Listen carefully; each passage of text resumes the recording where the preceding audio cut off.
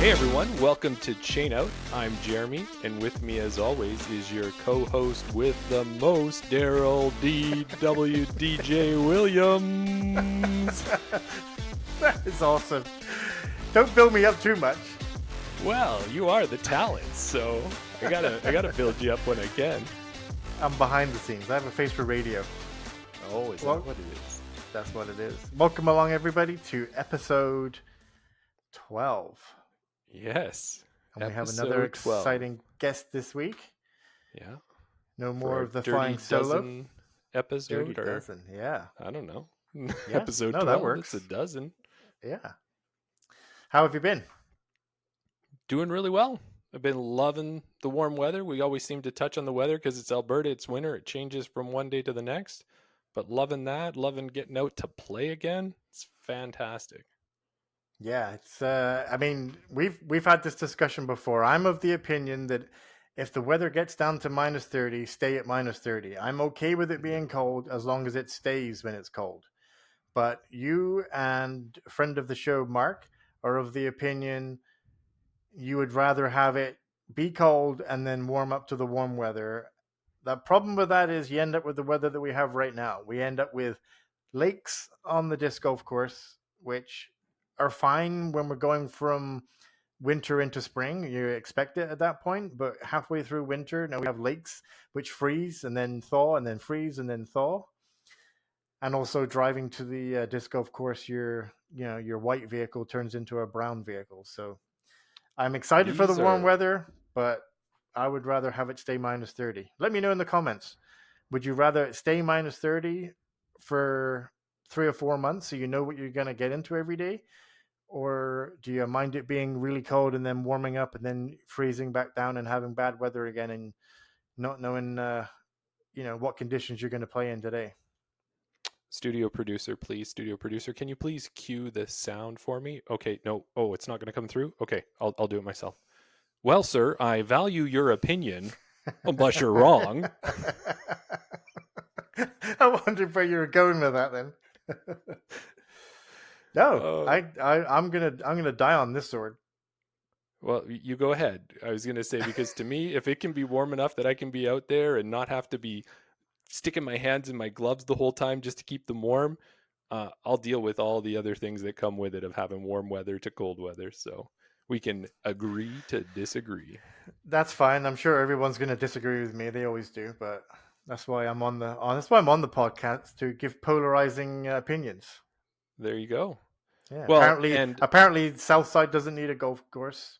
Apparently we don't need to be involved in putting league or anything like that either. Apparently we don't need anything. Studio producer, once again, please cue the sad violin, please. Tiniest violin playing just for Darryl. Well, we did get out though, Darryl. You and I actually crossed paths. We haven't played a round together in a while, but I was heading out to Hermitage on Saturday for league, and you happened to get there early, and we were able to cross paths, and that was good to see in person as opposed to just over the camera here, over the interweb. Yeah, like you said, we haven't actually played a round all year. I know it's still early in the year, but we haven't had, we've both been playing. You've been playing every weekend, apart from one weekend there. You've been playing every weekend and with the Winter League, and you've been putting and all those sort of things. I've been getting out during the week, trying to, keep things moving, but we haven't had our schedules haven't lined up that we've been able to get out together. That's right. But one nice thing, I did get to catch up with you and see you before you teed off on hole 3 there at Hermitage. Yeah. And you got to meet a listener for the first time. Yeah, I was, I don't know if I should say I was starstruck, but I think Kevin, I could see that I think he really wanted my autograph, but he was too scared to ask for it. But, it's fine. Don't be afraid of me when you approach me. I'm just a human like you. It's all good. But no, I did get to meet Kevin. How are you getting that head in the camera there? What's going on? Sorry to interrupt, but I just had to check. Yeah, I've got it on wide. That's what it is. Got to meet Kevin, like you say, fan of the show, long time listener, probably one of the OGs of the podcast. Great to meet him. He didn't give me a hard time about Norwester. he definitely made it. He definitely put his point across that he likes it, and I should like it more than I do. But yeah, it was good to meet up with Kevin and finally put a face to the name. Well, and that's not the only thing that happened either, I don't think, hey? Oh no, absolutely. He very graciously. I don't know if you know Kevin, but he he does a lot of woodworking. I believe he has an Instagram, which the name is eluding me right now. But if you know it, if not, I'm Redhead going to put it. woodworking. There you go, Redhead Woodworking. I'll put their Instagram in the comments and all that. But yeah, he very graciously made me and you. I believe you have one as well. He made Hmm. us our very own Chain Out podcast mini discs. Yes. So Yeah. look at this. Like he wood burned Oh, in the chain out logo, and then he yeah. put my PDGA number on top, and he got our Yeah. names on there. And it almost like it works as a mini. It's the right size. It's been treated so it's not going to have a problem getting wet. But I Yeah. could almost use it as a coaster too at the end of the round, maybe when we go There you for go. a beverage. Perfect. Yeah. Dual purpose. But I think mine is a little bit more special than yours, Jeremy, And how's that? because on the back of mine, Kevin knows he knows me too well, but on the back of mine, a Why don't you read it personalized. out to everybody so they know what's on there if they're listening in the car? Yeah, if you're listening, we got the wooden mini with the Chain Out Podcast logo on the front, my name and PGGA number on it as well, so it's personalized to me. But when you flip it over, ingrained in the back, so it's burned into wood now, Jeremy. It's there forever. I value your opinion, but you're wrong. So that's awesome. Thank you, Kevin, for that. And that has to be for sure, Darryl, the first tagline of the show. That's probably caught on even quicker than our chain out at the end of the episodes. Yeah, absolutely. Yeah, I'm surprised that not a lot more people have said it to me, but I'm sure it'll stick, and that'll be the first thing that people come up to me and they say, or they say when they come up to me.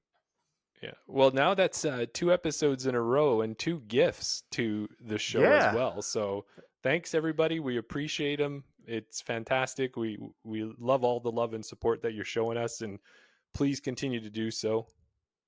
yeah, absolutely. We very much appreciate it.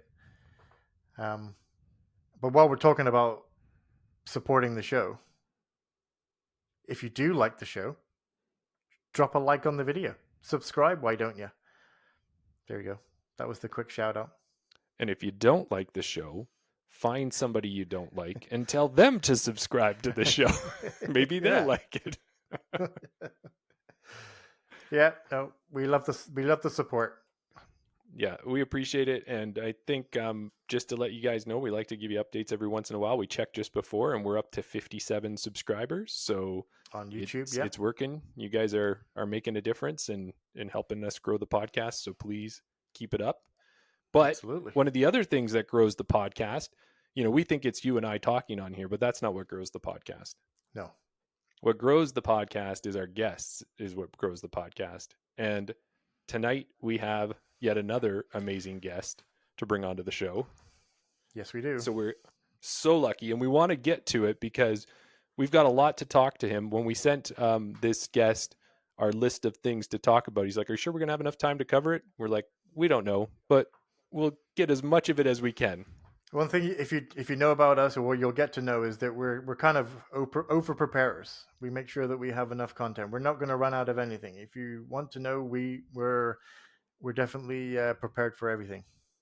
Yeah, for sure. Now, I was told pre-show that I need to do the deep dark voice. So until someone tells me different, here goes. It's kind of your thing. Our guest tonight has been a PDGA member since 2020. He is a course designer. He supports tournaments. He sponsors players, and he has his own disc golf store in Camrose, Alberta. We're excited to talk to him about all these things and more. Let's bring Brendan McKinstry to the podcast. Why, thank you, Darryl and Jeremy. I'm so happy to be on Chain Out podcast with you and glad that you were able to invite me. I'm really excited to tell you a lot about what. Oh, I'm not the guest that you were expecting to have on the show tonight? How did you know? Oh, it must have been my hat. Well, let's correct things. Hey, everybody. It's actually Jeremy here from Chainout Podcast. I could have never pulled off a mustache like that, but our guest can definitely pull off the best mustache that I've ever seen. So, in podcasting, what Darryl and I have learned is not everything goes according to plan. So, you got to roll with the punches and kind of adjust as you can. And that's what this is. This little interlude here is just a space filler because we ended up losing a little bit of the beginning of our interview with Brendan. So we had a little bit of small talk. We learned that he actually lives in Cold Lake, and we thought he might have been in Camrose, but you learn something new every day. So we talked a little small talk. Jeremy did his origin story question, and you're going to be able to hear the actual question coming up. And then after that, Brendan went in and told us a little bit about how he got into disc golf. He started when he was younger in Oregon at camp, and he was throwing discs at trees with numbers on them.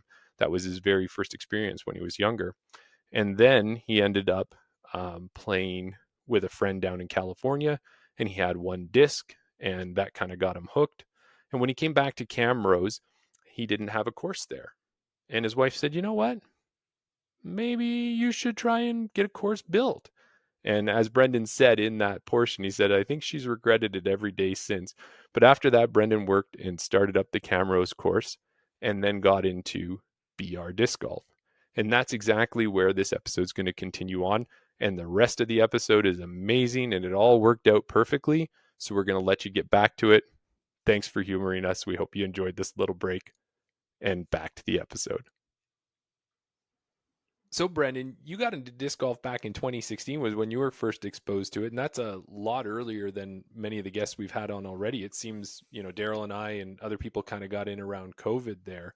Now, when Darryl and I got in, we did the kind of normal thing. We bought some discs, bought a bag, bought some more discs.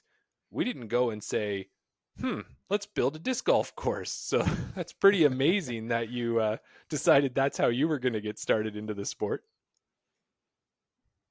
I think honestly, I probably fell in love with disc golf course design more than I fell in love with the sport of disc golf. So that's probably different than about 99% of people at least.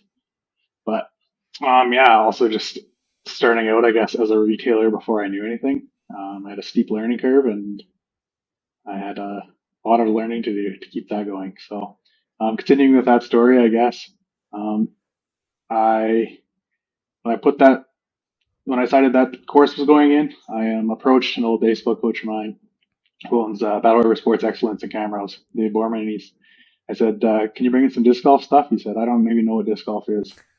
Can you help me? And I was like, well, I know what it is a little bit, but well, I can maybe help you. And I didn't know where that was going to go. And he said, well, you know what? Let's motivate you a little bit and let's kind of do it as a team. He was originally going to put in a little bit, and then I said, oh, I'll put in a little bit and we'll kind of do it together. So we ended up splitting that portion of the store at the beginning there. And that was kind of that little bit of money we put in, we doubled it and kept adding a little bit more here and there. And basically by the end of the first year, we were able to get up to about $15,000 in inventory, just from probably two or three main companies. Um, Not that we made nearly too much of that, but able to have enough for when we started up for people when they see us on the trail walking by throwing discs, they say, well, where can I get one of those? At least have somewhere to go. So that's how we started. And then about a little over a year ago, we really started to expand like the online portion of it. Went from pretty much like two products online to I think we're at like 2,000 now. So a pretty big jump for sure. That's awesome. So yeah, you actually started as a brick and mortar store, and then moved on to online. It's great, yeah. So yeah, especially during that time, we got a few orders in with a few people. I actually messaged Discraft, said, hey, we're interested in getting some discs. Never actually put the order in, never put the order in. A couple months later, went to put an order in. They said, we're not accepting anyone new. So basically, at that point, I had my feet in a few doors, started getting those discs in, bought actually some disc craft surplus from a couple other places, just to add some extra. And really, it was a lot more open for companies to come to a brick and mortar store than to go, say, and start an online store, because anyone can start it. It's pretty easy for someone who's a big disc golfer to say, "Oh, your minimum to start a wholesale order is only 50 or only 100." I could justify getting a big discount on discs to buy that many and last me a while, sell some to my friends. But Right. so that actually opened a lot more doors to us. Companies are a lot more willing to engage with brick and mortar. So that's kind of how that started out anyway. Perfect. Awesome. Nice. And as we were talking with you there, how did it work out that you've got a store in Camrose? So you were living there at one point, and then how long was it until you moved out to Cold Lake? And how is that trying to commute or kind of run a store from, what is that? Is that like 3.5 hours away? 3.5 hours. So originally, how it went was, um, I was grew up 20 minutes north town, Camrose, went to Edmonton a couple years for school, ended up moving back to Camrose when I got married. We had a place in Camrose. So that's when all that happened. I was living in Camrose then. Um, I started working up where I work now, 2014, so 10 years ago. So I was commuting from there, but I was home week on, week off. So I'm still on the same schedule. And then I actually decided we gained a few more children. So 3 kids later, wanted to be able to come home at night every now and then instead of being gone for a whole week. So decided to pull the trigger and move up here. Didn't no job things panned out closer to, so pulled the trigger, came up here, and I still kind of the deal we had was I was able to maintain um, all the ordering. I was able to come down and travel, train the employees of the store how it all worked. I had all the inventory set up. I did all the online ordering stuff, all the purchase orders. So we were able to take that side of it, and he pretty much provided the employees and just the space for it. So that's kind of how that partnership worked. And then moving up here, I actually a friend of mine that I was introduced to through disc golf, Jonas Stolpot. He actually um, his name came up when the idea of someone kind of keeping stuff going down there was going. So we brought him into the team, and he was able to kind of attend a lot of tournaments and do. He actually took care of all the mobile stuff, all the mobile ordering, or I should say, the shipping and all that sort of stuff. I still did all the ordering and stuff, but he took care of that until he was called away to finish his master's degree in Germany. So Oh, wow. at that point, all the mobile stuff came up here, and I'm still continuing that partnership down there. So keeping it local for people there. So it is Awesome. I get a lot of questions.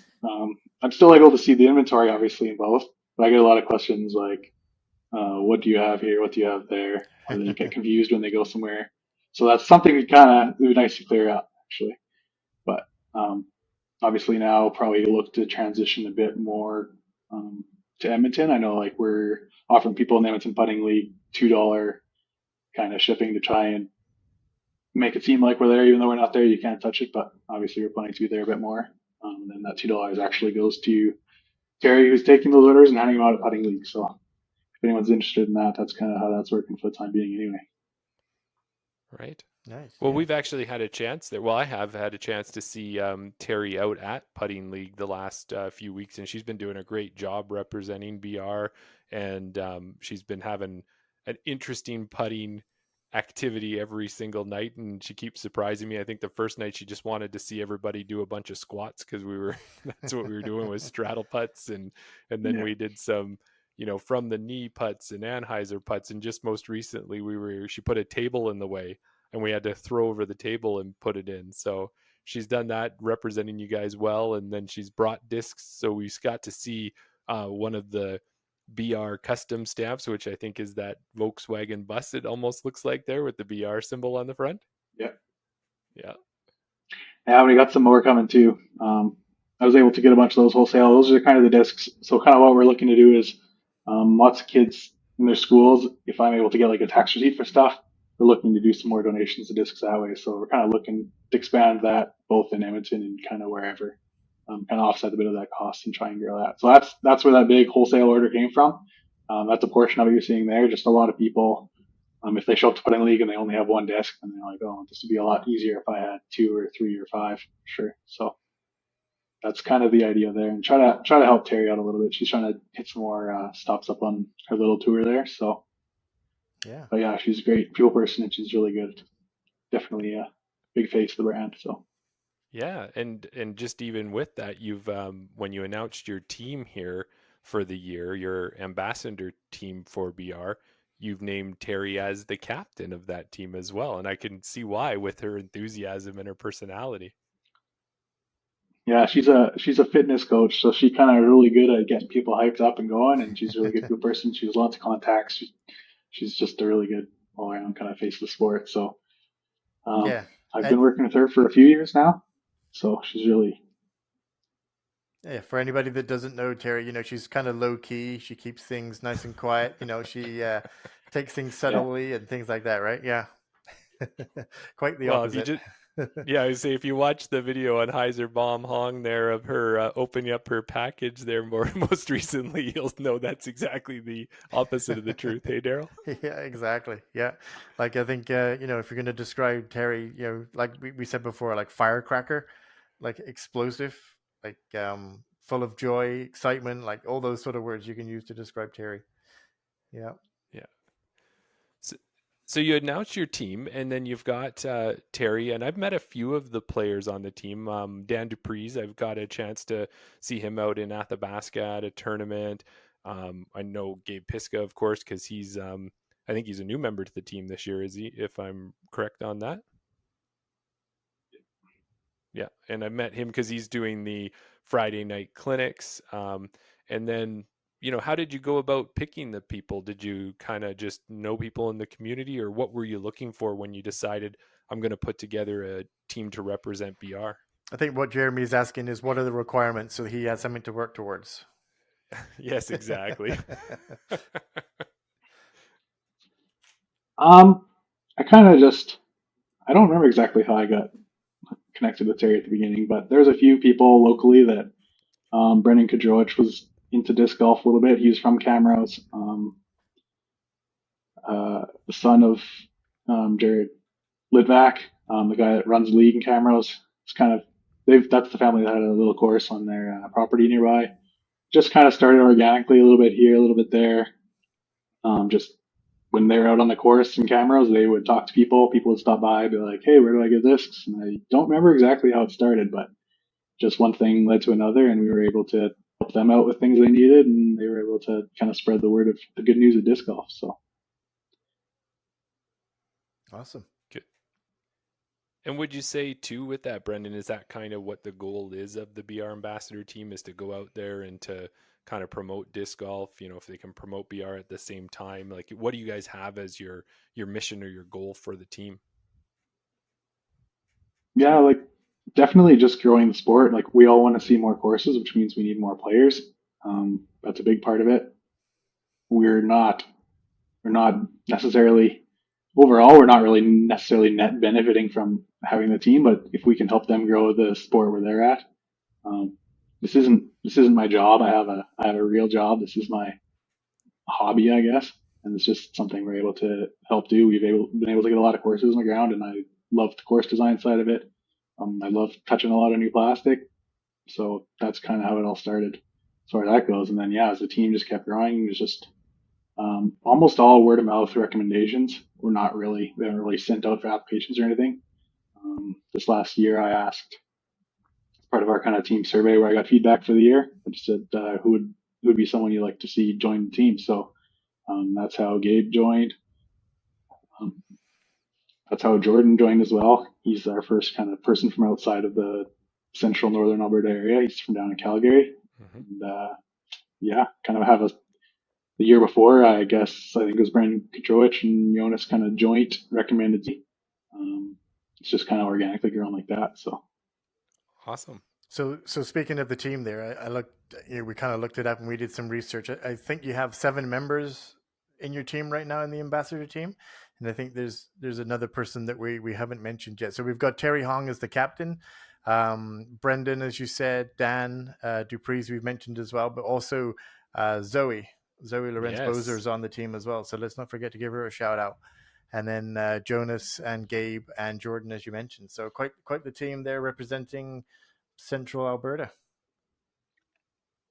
Yeah, and the team's definitely a lot different than what you'll see from someone else. You see lots of applications online for Infinite Discs or Right. whatever other company. We're not really stringent in the same way. Like everyone that we work with has kind of a different goal. We kind of want to help them meet it the same way. If I could just, I'll just like run through a couple of things, just kind of how that works. Like Terry's wanting to, she, she's really good at hyping people up. She likes getting people excited. She likes bright colors. People like the stuff that she likes, so she's able to help move some stuff that way. But most of what benefit we see from that, we kind of put back to her, so she's able to travel a little bit more. So for her, like touring's a big thing. Um, Jordan down in Calgary, he's a new addition. He's big in the dodgeball down there, so he has lots of dreams of kind of spreading that. He just really likes. We had a double recommendation for him, so it was kind of like natural to at least consider him to be an addition to the team. So we're kind of trying to help him get started on possibly a dodgeball tournament with lots of his dodgeball friends, I guess. Sorry, disc golf tournament crossover. So we're bringing them into the sport. Okay. He's nice. kind of passionate about kind of growing it that way and getting his friends to play. Dan, I worked with in Bonnyville. He was one of maybe 3 disc golfers when I moved up here in the Bonnyville area. He works with Bonnyville Baptist Church to bring in the first course there. So that course we put in. I call it a co-design with him. He had kind of an idea, and I kind of brought some more design feedback to it. So we were able to do that together. He's grown that league from 0 to over 30 people in 1 year. So that's only growing a lot, getting lots of stuff. They're reaching out to schools in the area. Kind of benefit him. He's trying to tour a little bit more too. Brendan, like I said, started in Camrose, and he's kind of stepping up, trying to improve his MPO run, and he's just kind of helps run some tournaments and Camrose and stuff as well. Gabe, new to the team this year, he's definitely has a big passion for youth and training people, so that's what you guys are seeing there. He's really working to help people get better at disc golf and just grow at the sport that way. Zoe, of course, is bringing the U of A disc golf team, one of, I think, 4, I want to say, Canadian college teams that are going to regionals for a chance to go to college nationals down in South Carolina. So she's heading down to British Columbia. So there's definitely going to be some news. I better shout this out. She's going to be doing some sort of incentive to help support that team that you'll see coming out. So we donate some stuff to her to kind of help fundraise for that trip. So keep an eye out for that. Jonas, of course, has been taken away to Germany, but he still loves disc golf and loves being a part of the team. He's a great team player. And yeah, it's kind of like a general overview. We also have a couple junior players we're kind of looking at just helping support. We were able to get some bags to a couple people last year. No one lit back, made it down to junior worlds down in the States. So just kind of trying to help out a little bit here and there. So nice. That's my team spiel. Just trying to help them help themselves, I guess. No, that's awesome, Brendan. And for anybody who hasn't seen it, if you go out to BR Disc Golf's social media and take a look, you're going to see a profile. I really like the way that you did it, is you announce the team and then you put a profile for each of the players, and really gives everyone a chance to get to know them. And it's nice that these are all players that are in Alberta that we're going to run into on a regular basis. Like I see Zoe at throwing clinics on Friday. I get to see her at league on Saturday, and I just watch her throw and go, one day when I grow up, I'll be able to throw like that. Yeah. Well, that's what we're really focused on, is trying to keep it local. We're not necessarily chasing the best people, but people that have good references and they willing to contribute. And I think like the biggest draw for them, honestly, is just like the camaraderie on the team, like being able to meet up with each other at tournaments and kind of help support each other's goals have been probably one of the biggest parts for them. So yeah, nice. That's awesome. That's what we're all about, is growing the sport of disc golf, right? The more we know it, we know our community, we know the people in it, but if we can always get more and more people into the community, and like we've mentioned before to Tim, when we were ever talking about getting new disc golf courses in the Edmonton area, going to the city councils and things like that, saying that, our club is 100 people strong, but now it's 200 people, and now it's 400 people. Like just building that community, having more and more people in disc golf, it just works for everybody, right? yeah, exactly. So yeah, and that's what we're trying to do. Like we've put quite a few courses in, but we're just trying to build ourselves up so that when some random person from town somewhere wants a disc golf course, and they can find someone that's going to kind of get them started in the right direction, right? Instead of just having a city parks manager say, here's 5 baskets, I'm just going to put them in these spots, figure it out, sort of thing. So yeah, Just trying to get a bit more of a baseline as far as that goes. Yeah. I want to get to course design there, but one last thing on the team was last year, what you guys did that was really cool was you put together that sticker sheet of the team with kind of like a cartoon caricature of each person. Can we expect to see a We do, yeah. 2024 version? Maybe I'll flash it up here for you.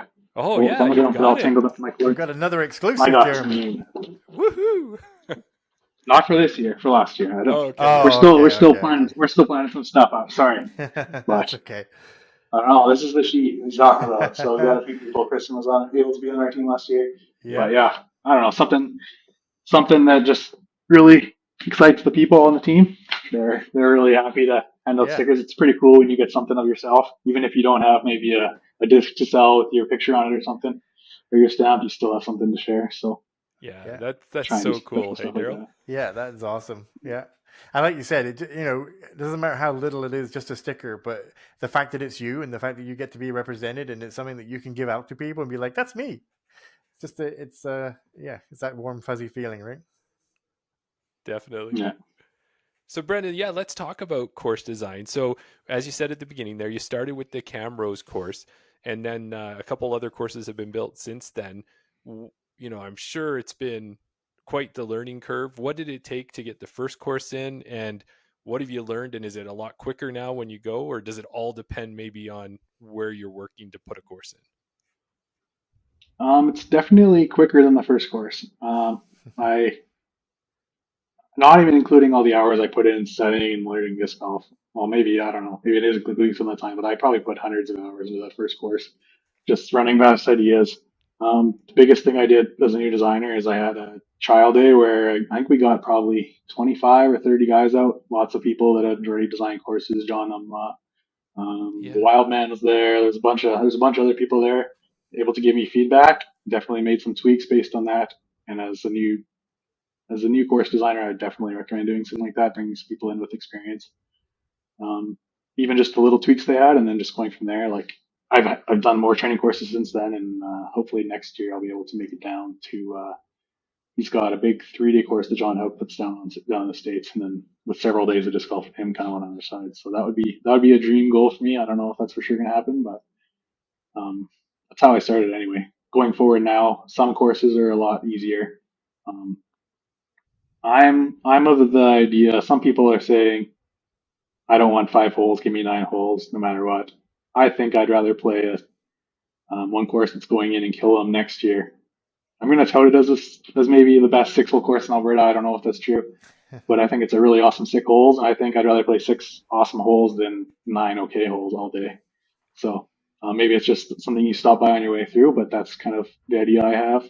Obviously, the biggest thing is just making sure that safety is number one. That's not always the case if a new person or a city person or a random disc golfer designs it. So Yeah. that's definitely something you see emphasized when you're in those groups in the States with lots of professional guys, especially down there where you have a lot of people suing each other all the time for getting hit by discs and whatnot. That's a really, really big emphasis down there. So Yeah. It's funny that you mentioned John Hoke there. Is it John Hoke? Yeah. Hoke or Hoke. Yeah, Hoke. He had that big event this past fall there at Maple Hill. Is that something that you attended this year? I know you said you hope to get down to something in the future, but that's the same thing, I think. But they're planning on doing it yearly. They were doing it an online version before, and I kind of picked up some of that. They did a lot of lessons that were kind of separately spread out. But I don't think there's much on course design on the internet that I didn't read. I was pretty hard into it for a while there. So yeah, well, and getting to a course like that, it's not only learning about it and getting to see some really spectacular courses. For example, being at or at Maple Hill this last time, but then they invited Simon there, and he was there, and you get a chance to get thoughts from professionals and what they're looking for in their course design. Maybe things that you don't get the opportunity to hear about in any other setting than that type of gathering. And there's about 15 or 20 podcasts out there that really touch on design pretty heavily. There's lots of people that kind of just float on by it, but just listening to lots of different pros. I think they had 4 or 5 pros at that workshop. But yeah, it's big. It's definitely a big thing. And hearing definitely different opinions. Like you hear, okay, maybe the FPO doesn't want to throw off the same tees as MPO. That makes Right. sense. They're not the same people. They want to be challenged, but we can't plan for like lots of courses are a little older. They're a little easier. So you can't plan for the past, but you also don't want to plan for 10 years in the future because that really leaves the next 5 years of players stranded. Maybe I don't know. Maybe the next FPO player will be throwing 500 feet in 10 years, but if you put that course in right now as a par 3 500-foot hole, that's not going to work. So finding that balance, I guess, is important. I have a question for you. Now you brought it up because we've had this discussion off air before, talking about FPO specific courses. Do you think that's a thing, that having a course designed specifically for an FPO? So, a lot of the talk is just moving the tee pad, but as me and Jeremy have discussed, once you move the tee pad, let's say it was a dog leg left, so it might be shorter distance to the corner, but then from the corner to the basket is still exactly the same distance that the MPO's playing. It's just that they have a longer distance to get to that corner. So is that something that we can see, or do you think that's maybe where the future is going, where there might be specifically FPO courses? My personal take was that I didn't think that it was fair to say that, to segregate. Basically, that's the way that, maybe that's a bit of a harsh word to use, but segregating them by saying you can't play on this course, you could play on your own course.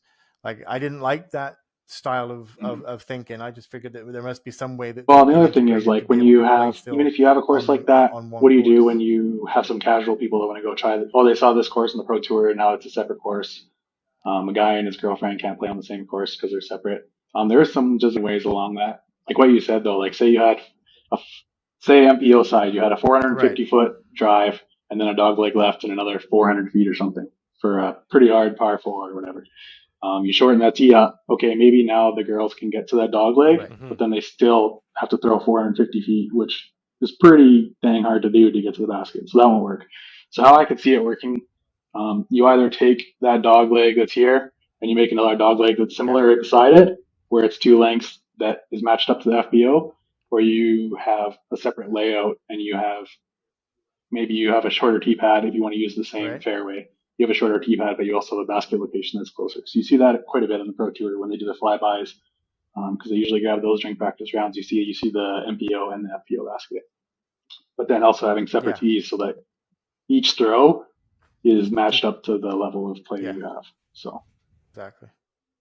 And when you look at it too, is like we all wish we could be big arm throwers and play like the pros. But for me, the pros is just watching for entertainment. But when I watch the FPOs, not only am I entertained by what they're doing, I look at that and I say, that's something I can attain to, because the great FPO players are throwing at distances that maybe I have a hint of getting at. So those are the courses that I want to play because they're going to give me that challenge and make me better. I don't want to play the ones the MPOs are playing, because that's just, I'm probably going to quit disc golf after I play too many of those ones.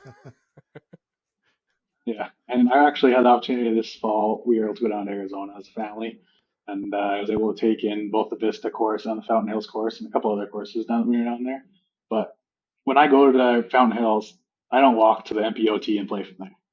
I'll throw half my discs in the lake going around that stinking course. I threw enough in the lake from the women's pads, or even I think I played one layout of the women's and one of the shorter one.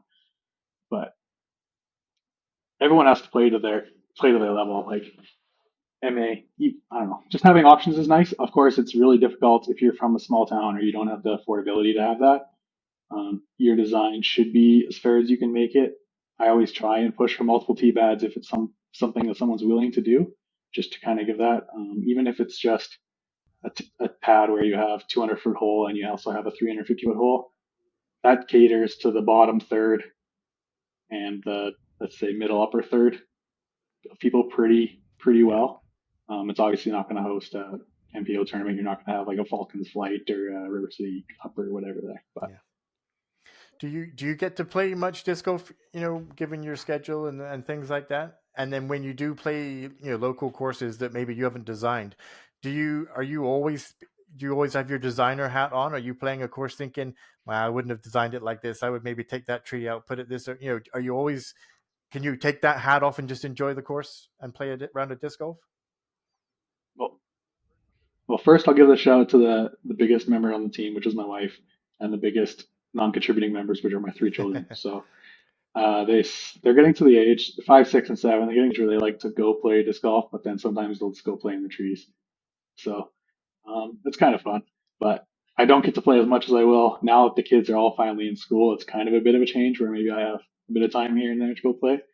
But you ask my wife when we go for a walk through the bush. We pretty much live on the edge of nowhere up here, so that's pretty much all I think about when I'm rocking, and probably drives her a little crazy. But I'm just like, oh man, that would be an awesome hole. That would be an awesome hole. That would be an awesome hole. As far as other people's courses, I don't ever want to say something bad about another course. You'll probably never hear me say that.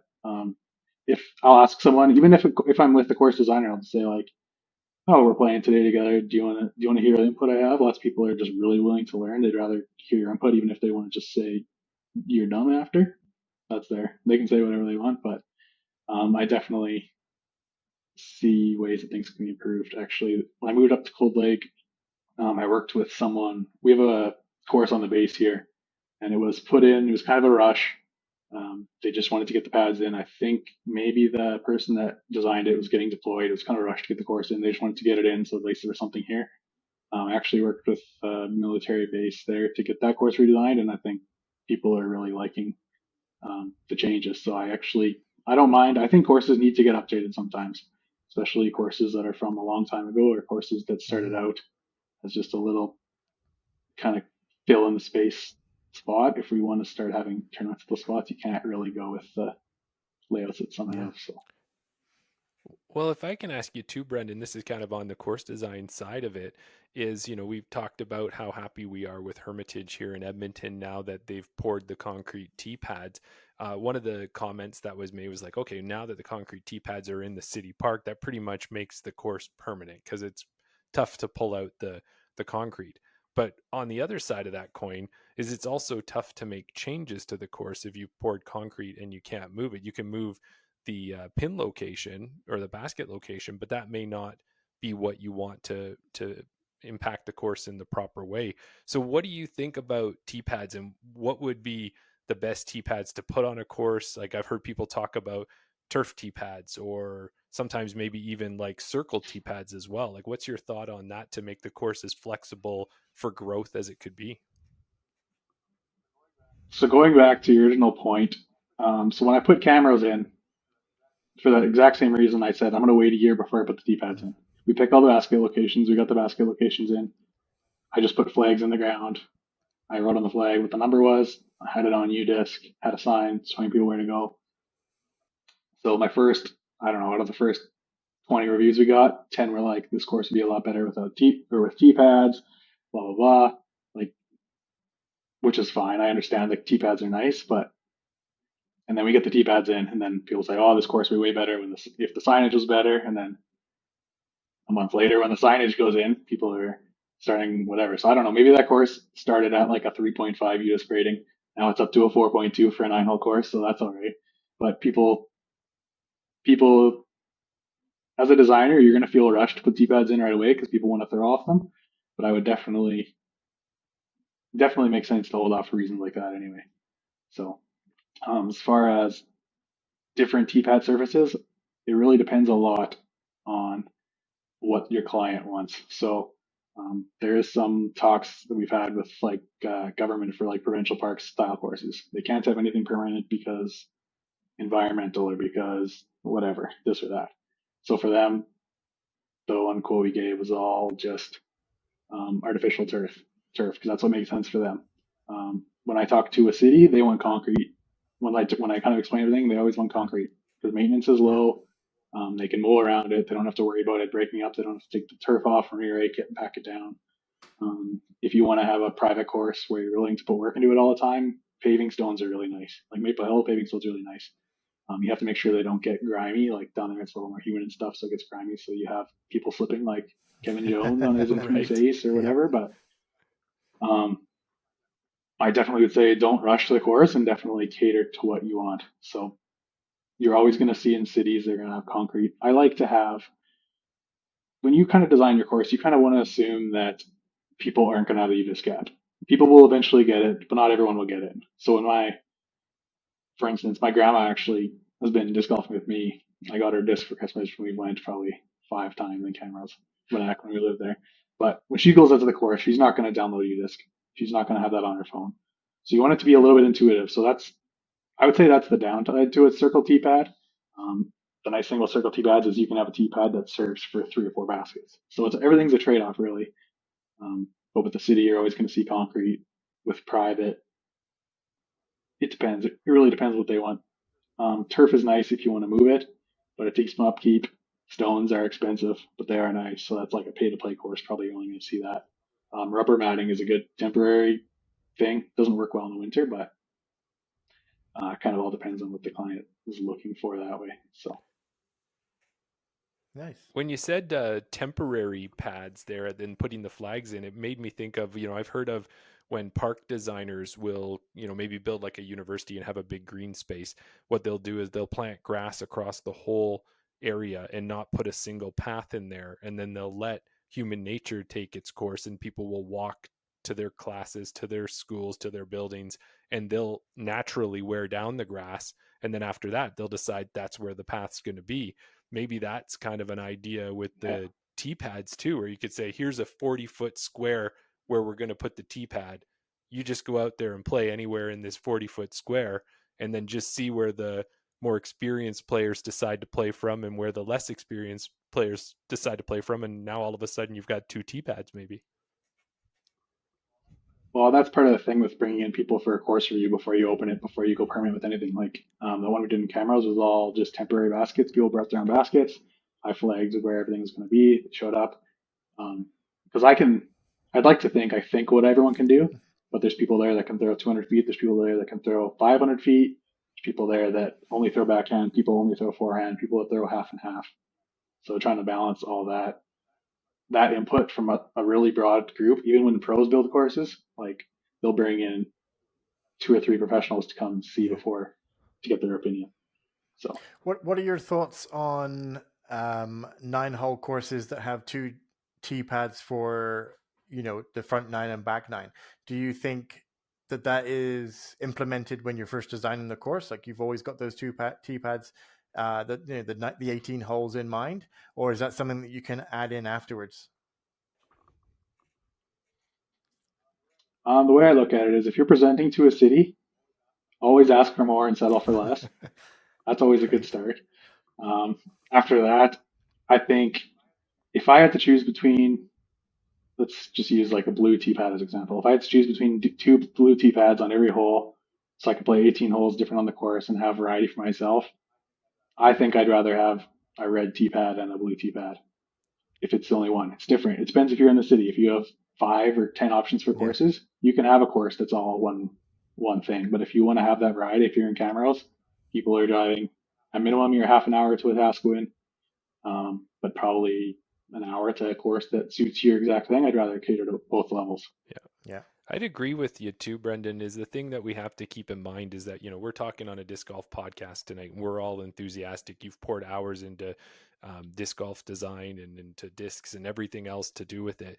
But if we want new players in there, we can all remember I can remember when I started out and it was the 150-foot Heiser Fest. And that was how I played disc golf for the first while. And if we don't have courses that are going to cater to those players, then how do we ever expect them to fall in love with the sport in the same way we do? So it does have to be that happy balance where when you go out and you throw that 150 foot, you can still get the odd birdie here and there for that effort. Even a par, even a bogey, I wouldn't name names, but I know lots of people that have been playing disc golf for a couple of years and they can still throw 75 feet Heiser, and that's what they can do. So a 300-foot hole, people are like, oh, it's too short. It should be 400. It should be 350. That's still like a 4 or 5 throw thing for lots of people. My kids when they're 5, they can't count high enough to count the stroke stakes when they get one hole done.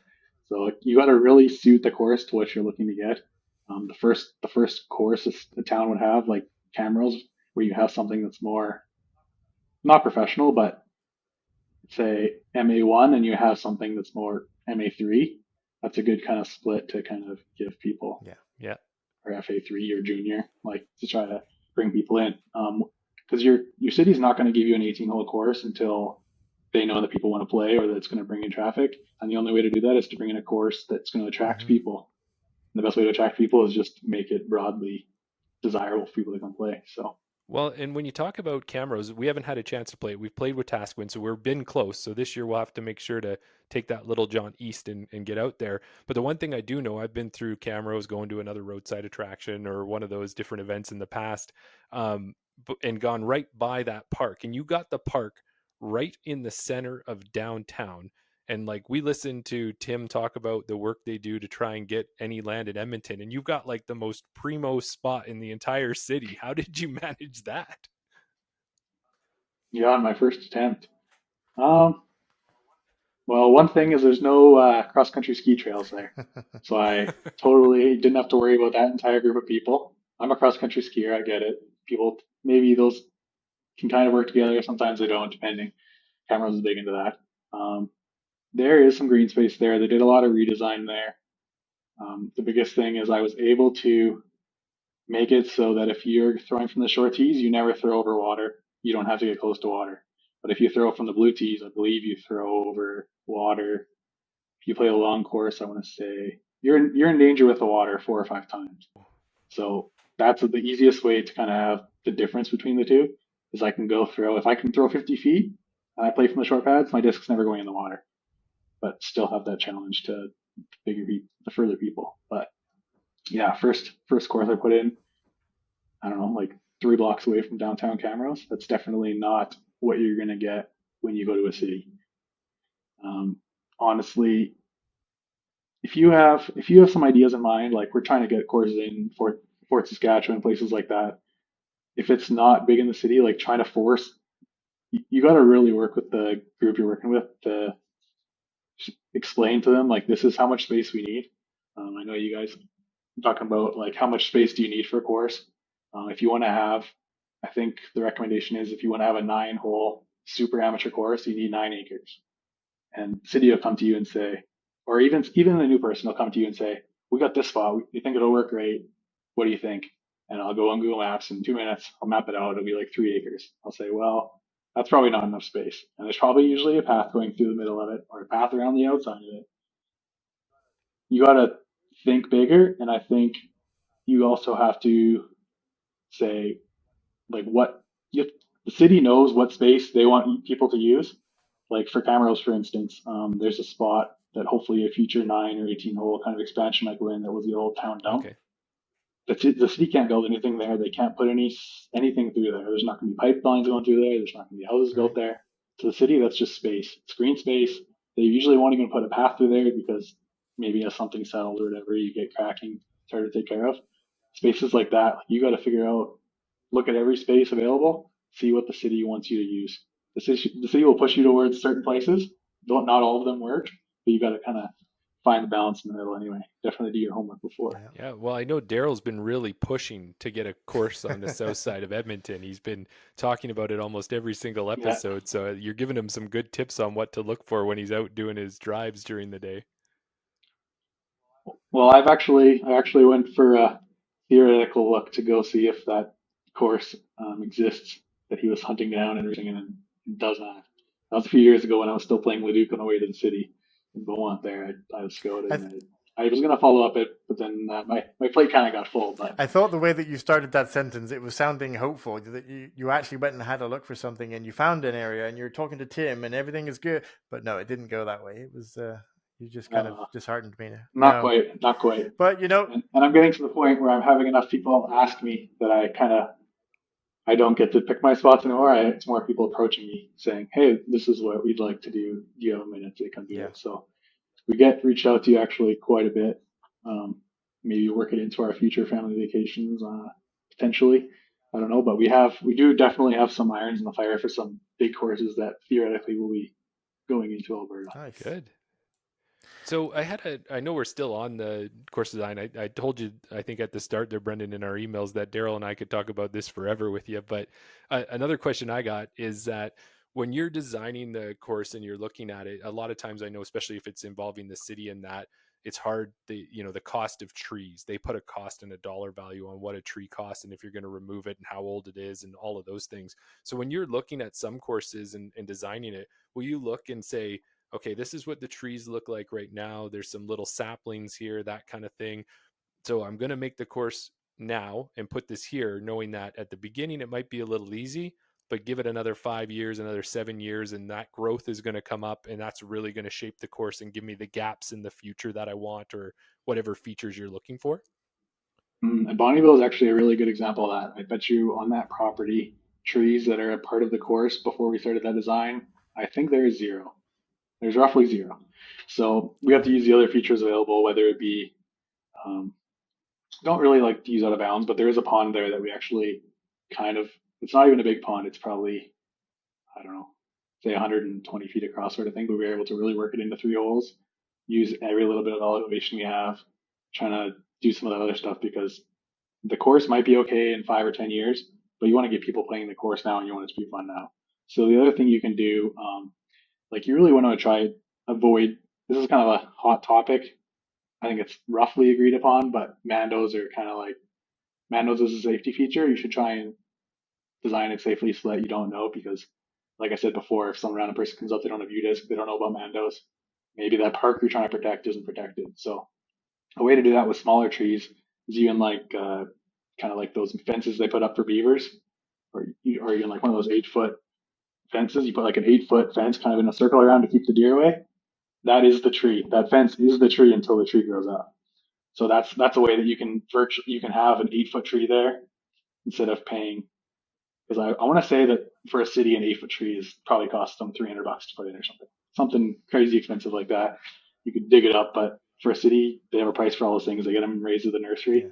Whereas if you take that little the fence and you put it around, it'll protect the city's tree. It'll protect it from discs, but it will be an obstacle. It will act as a tree until the tree is big enough to be a tree itself. So that's kind of an idea that I try to utilize too if you can. Neat. Yeah. Well, Jeremy, I think we've beaten the course design topic to death. I don't know if you have any more questions. Yeah, I do. Okay. I'm going to go with one more. Okay, And this is going to be one that's going to probably put you on the fence a little bit, Brendan. So I know, so the courses you've designed so far, we've got Camrose, we got Cold Lake, we got Bonneville. Are those the 3? Kill them, and some unmentionables. Let's say. And some things on the way. So let's say you've got those 4 courses that are out there right now. Obviously, if I asked you which are the best 4 courses designed in Alberta, you would say those are the 4. So let's move beyond that. So what would be the next best course after that that you've played, or you don't even have to say one. If you want to say a few where you've gone out and you've gone, yeah, these guys know what they're doing. This is a great course. If somebody in Alberta is listening to this podcast and hasn't been there, it gives them a destination to hit this summer. Well, I haven't played nearly as many courses as I wish I had. A course that I will say has aged pretty well is Wetaskiwin. You guys have played that one. That course has been on the ground for a while. Maybe we could do some fundraising in the future, something, get the baskets changed, but I don't think tee pads are necessarily ever going to go in there either, but that course offers a challenge, but with the different tee pad locations where they are, it's aged quite well for what it is. Some courses I think are, yeah, for sure. And I think, I don't know, I think it's a cool course for someone that's driving by. Instead of taking Highway 2 from Edmonton to Calgary, take 2A and stop in Wetaskiwin. It's definitely worth a play. In the summer is better, but in the winter, I would say Wetaskiwin is a place where cross-country skiing and disc golf kind of works well because they keep the trails packed down for each other and it's not quite as serious. But definitely in the spring, it's a little wet. That is the downside. But in the summer and fall, Wetaskiwin's an awesome place to play with the different locations. So, nice. Well, we haven't done our course review on. Oh, I was going to say, before I let you keep going, I was going to say we haven't done our course review on that. But the one thing that Darryl and I learned really quick was 3 and 4 taught us how to throw straight. We still haven't learned it, but it was teaching us how to throw straight. And par 5 and hole 5 taught us how to continue to have patience when your round blows up almost every time. Yeah. I think my round blows up before yours then. Oh. I don't know. Hole 2 can really get me sometimes. I don't know. I don't know if I got to work on my turnover backhand or I'm a bit better at that one, but 3 every time. Doesn't matter how straight you can throw anywhere else in the course, everywhere else you practice. You're going to make it halfway and hit a tree and go 20 feet to left or wherever. Yep. I always stand on the tee pad and think, okay, I'll just do a putter. I'll just jump putt down the fairway. It'll probably Yeah, take me less twice. strokes Yeah. to get down there than going, 90 degrees sideways into the bush, and then you're 2 shots to get out of there easily. Well, so that's a great Yeah, like first suggestion because everybody in Edmonton, we can get down to Wetaskiwin. I think I'm out in St. Albert and it takes me an hour. So like that's really, if I'm going on a trip and I can get 2 rounds in there, we were doing that practicing for Battle 6 this summer. That was a great way to spend a day.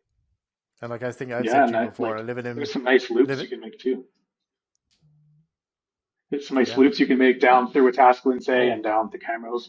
Like a little hit, say you want to do a disc golf day, you hit Leduc for a little warm up, play Wetaskiwin, you're a little more tired, go finish off Camrose, which leads me to, I didn't mention this, but I got my into the day here.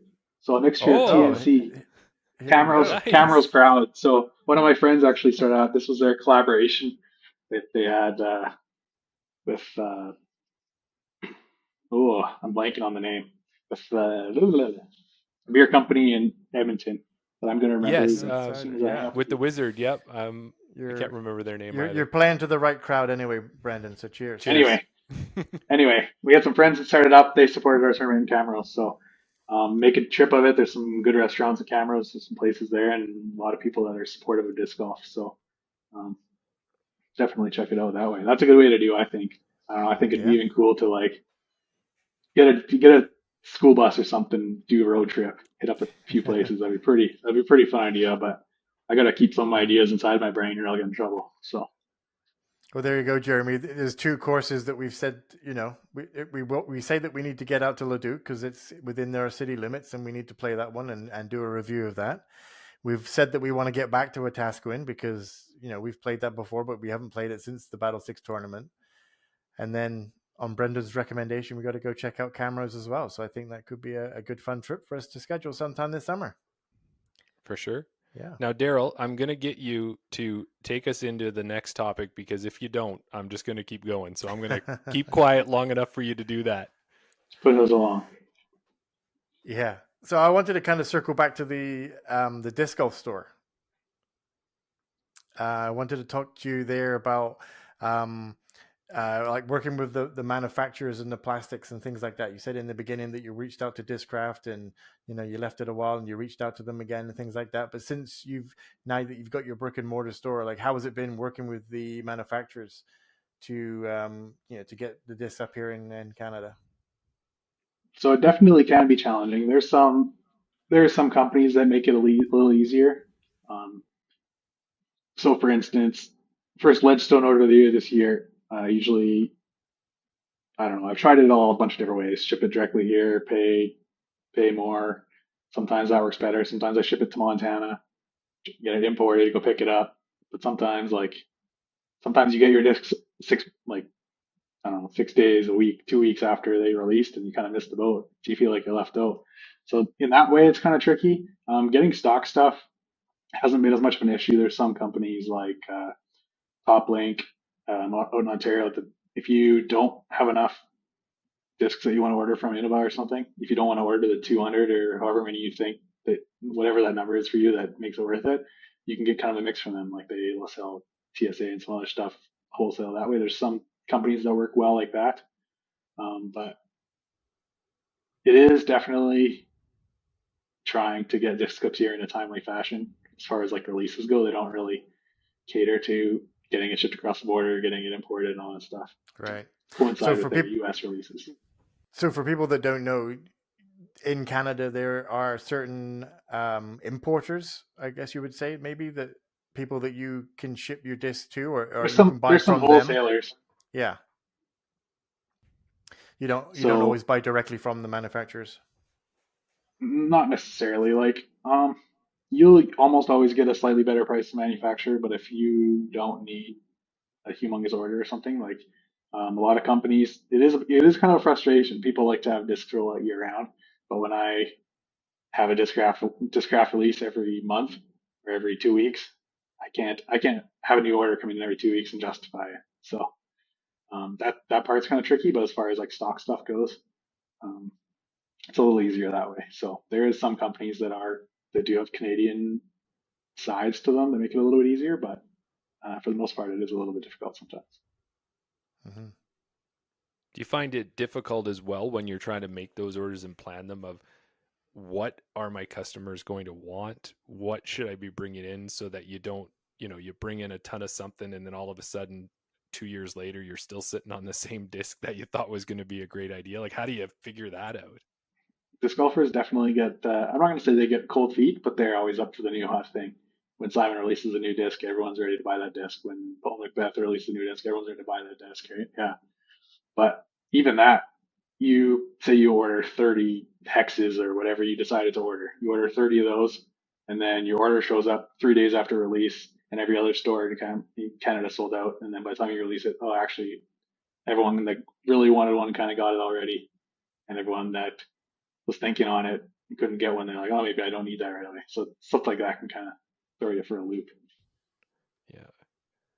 And with that too, a lot of people there's the online stores and people are just getting, I know people even buy from Amazon. They don't get the color they want in that. But to me, like, we're trying to support Canadian. We're trying to make a big push for that in everything that we're talking about, right from support the players in Canada, buy their discs, support the stores here.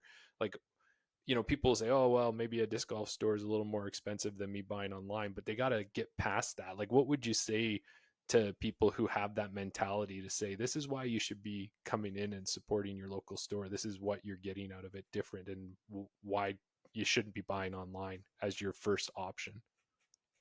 Well, I think local stores are definitely always going to be the first person to step up and sponsor whatever, whether it be tournaments or leagues. Like, we're not even in Edmonton per se, but we still, if there's a space and someone asks me to sponsor something, and I'll sponsor something. I think that's a big part of it. People want to have plastic in your hands now that we're kind of like, we only have a few decent sized stores in Alberta. If you're not going in and supporting that, then when something closes down, then you got to go to the next furthest store to touch something and see a look at it. So I think people also get spoiled because they see Infinite when they have just however many 50,000, 100,000, who knows how many thousand discs, and they see everything. It's weighted. It sees the perfect thing. Man, the amount of time I spend typing in, okay, disc graft, heat, 177 gram, take a picture, attach it, a barcode for it, so if someone buys it online, I know which one it is. Printing out stickers, putting it in, like, people are spoiled by being able to see that, and I totally Yeah. get people wanting to see the color. That's why we decided to stick with that as far as like online goes, because people, I don't know, a lot of people like pretty discs, and I like pretty discs. I think everyone kind of does, but Yeah. people put in a lot of effort to try and give you the choice for what you want.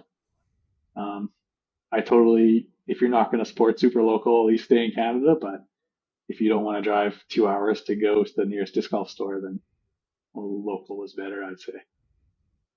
Yeah, and I think too, when you say that, what really strikes it for me is that we got a chance to go to a number of tournaments last year.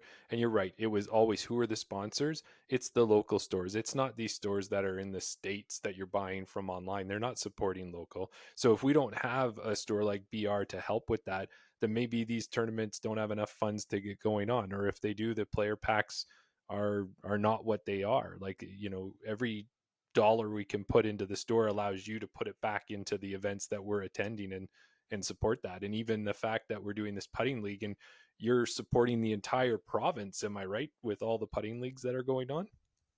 Yeah, like, so I was kind of involved with the whole conversation. We're trying to get a lot of stuff more sanctioned, like Alberta wide with all those groups. I'm in a lot of conversations that way. And there was always talk of like, how can we kind of get the province together?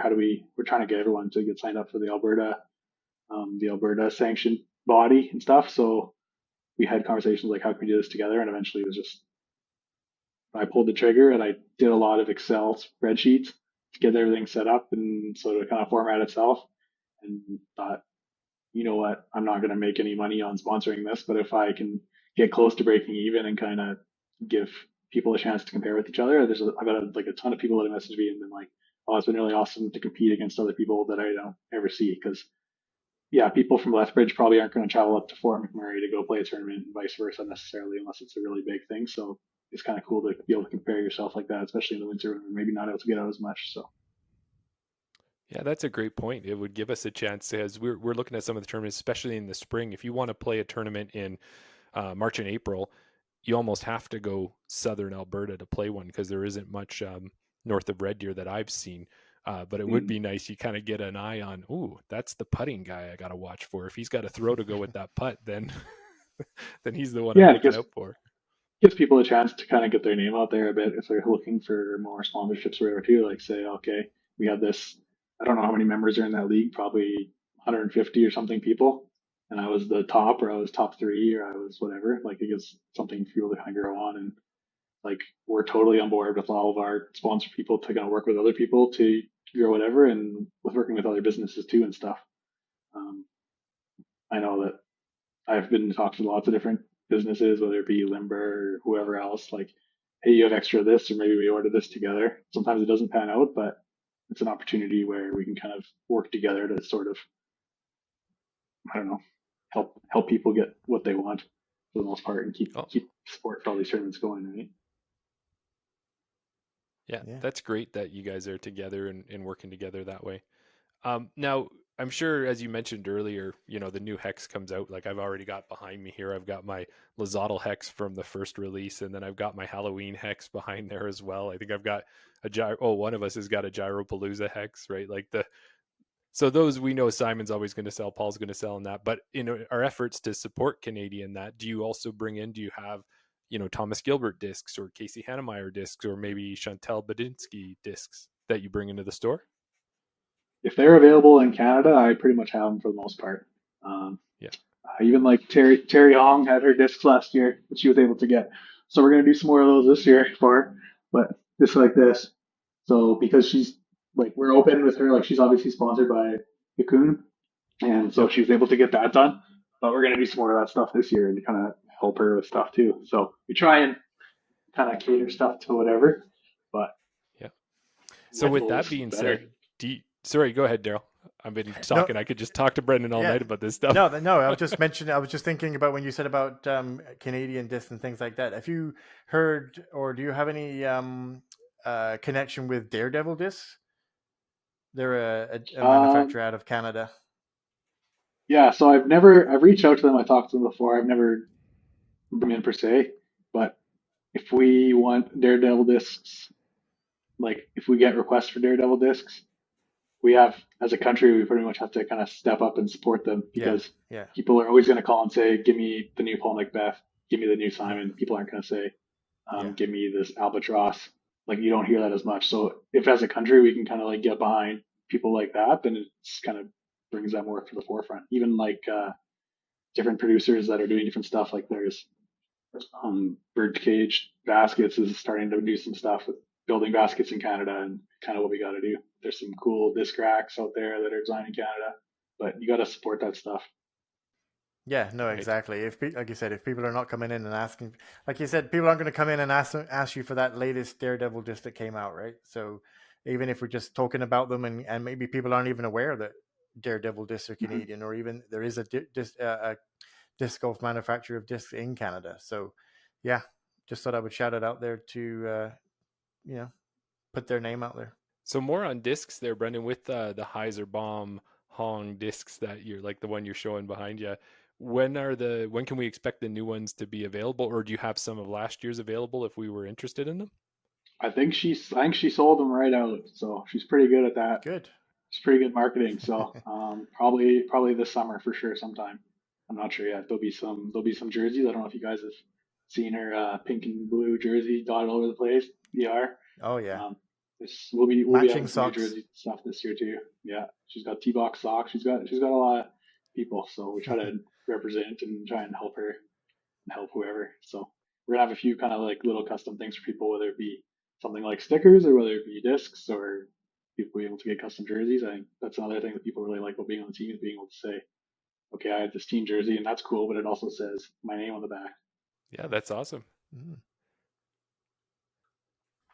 So now also too, Brendan, I think we have a feature and we're going to get your take on it. We're going to get you onto our Desert Island discs there. But both Darryl and I have our own Desert Island discs and we wanted to throw them by you.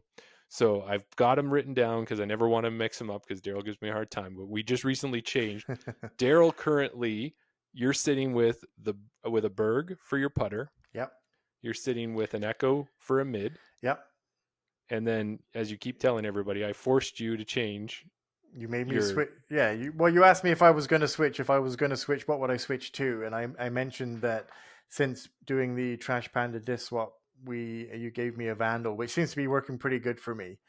And my Wave that was previously in my selection seems to not be working very consistently for me recently. So I switched out the Wave for the Vandal. Mm-hmm. Yeah. So that's what you're sitting with: Berg, Yep. Echo, Vandal. Yep. And then for me, I've been putting with my EV7 Phi. I've been using that religiously. I've got my Lazadal Hex in the middle there as my mid. And then I just switched out to the Falk for my longer one. Those are my 3 Desert Island discs I have there. You had your musket.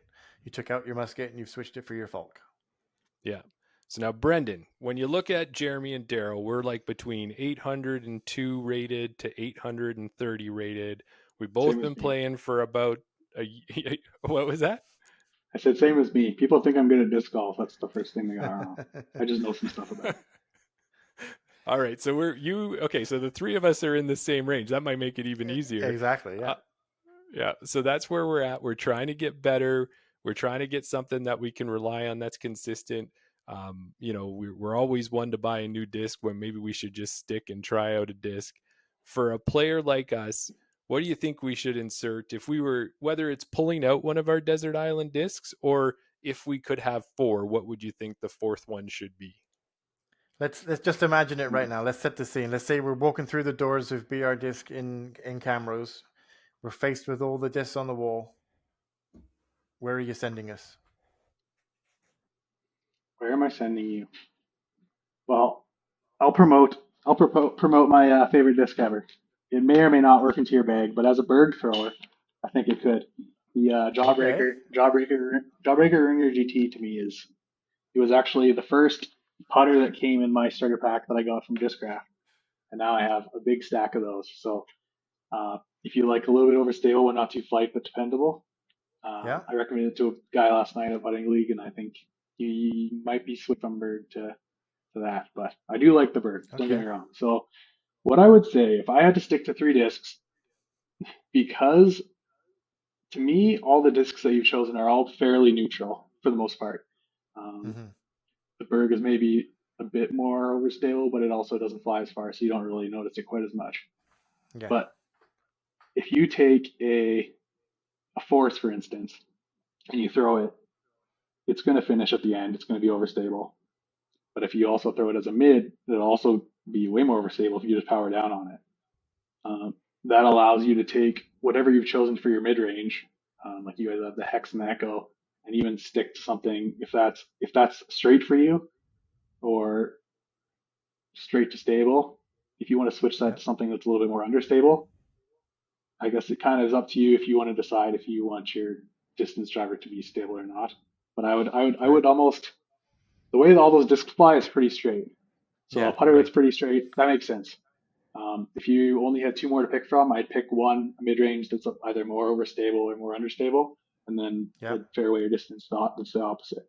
Because when you throw that, say, like I said, Force, and you throw it at half speed, you can throw a mid-range flight that's similar, but almost becoming like a utility disc. Maybe this island is windy, but now half your discs are a pain in the butt. You can only throw one direction because they all flip over the other way.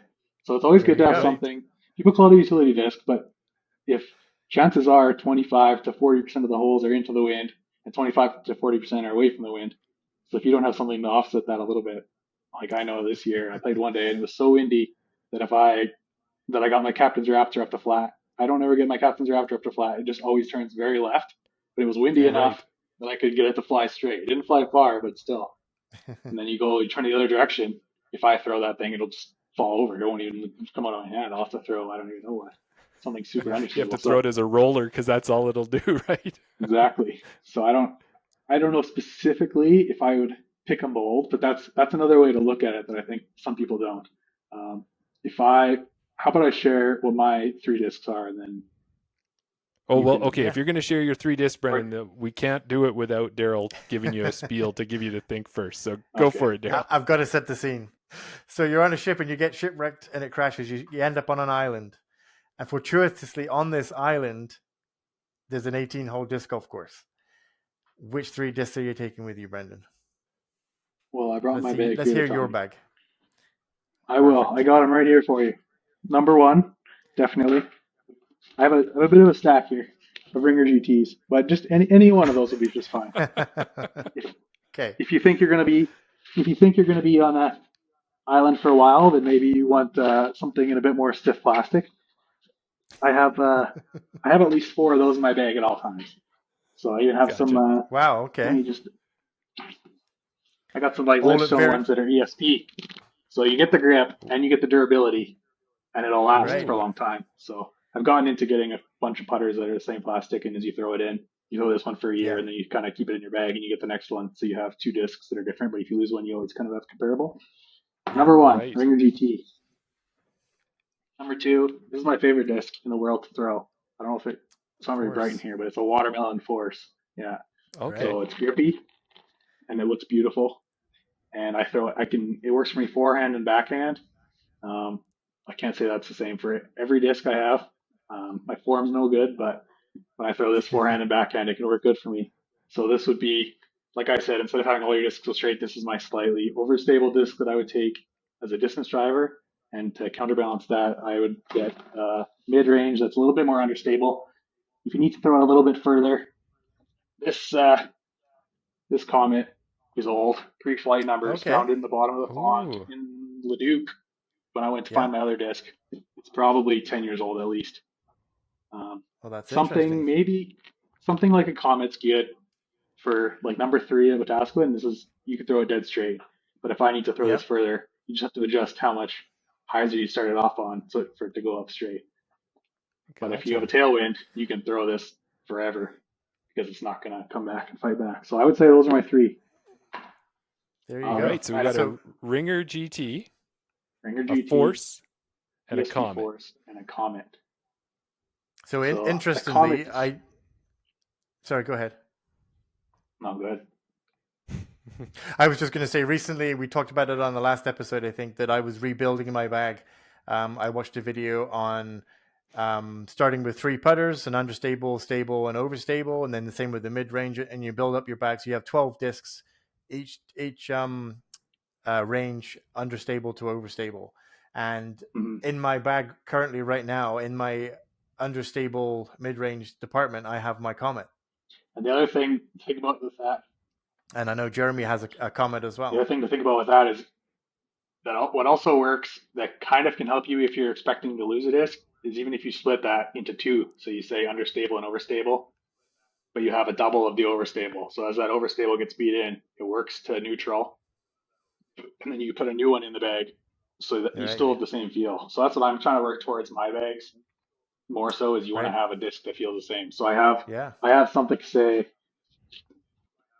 a Raptor like this, but then you also have discs like, so this is the Z line, so it's pretty stable, or you get even the Captain's Raptor, which feels very, very much so the same in your hand, but it flies a lot more stable, but you still have that feel. So every time you throw the disc in that range, whether it be fairway or whatever, it feels a lot more similar. Because you can also get like Raptors and Right. say like I think X line and maybe even D line, if I'm not mistaken, but that thing will beat it a lot faster. It'll be understable, but it'll still have that same feel. Yeah. So that's something to consider too. Because when I started, most of my discs were just if I went digging in the pond and it didn't have a number, and I tried to figure out if anyone owned it and no one owned it, I'd add it to the thing. So I had a huge mix, Yeah. a whole bunch of different brands. But then I hold a Comet, and then I hold a Buzz, and then I hold a Wasp, or I hold whatever. Name your EMAC Truth or whatever. Yeah. They all feel a little bit differently in your head. It's not the same disc, even if it's virtually the same disc.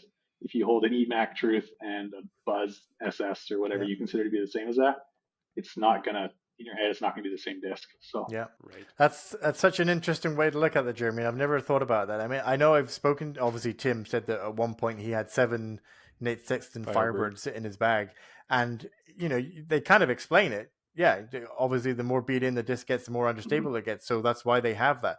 But until Brendan just said it, then like not necessarily having the disc because it beats in, but just having it because it feels the same. You've got the same disc in your hand, you're throwing it, and it's that's kind of just has hit me there for a second. So it feels like I've just leveled up in my disc golf knowledge now. But that's the reason for having multiple discs of the same, because of the feel. Yeah, like I'm not trying to get you to stop buying discs. I just want you to buy more of the exact same disc. Yeah, And then if it's wrong, you just have to buy more of a different disc. Yeah. There you But go. definitely, like, especially like putting league, all I bring to putting league, if I want to sell stuff, is just putters. People are like, oh, how do I know which putter to pick? How do I know which putter to pick? Basically, 90% of the time is which of these feels the best in your hand, and is this maybe the plastic? Like, there's some really cool discs out there, like say the Edmonton Oil or Calgary Flames, like that premium plastic that's really awesome. The Heritage Classic stuff from Prodigy.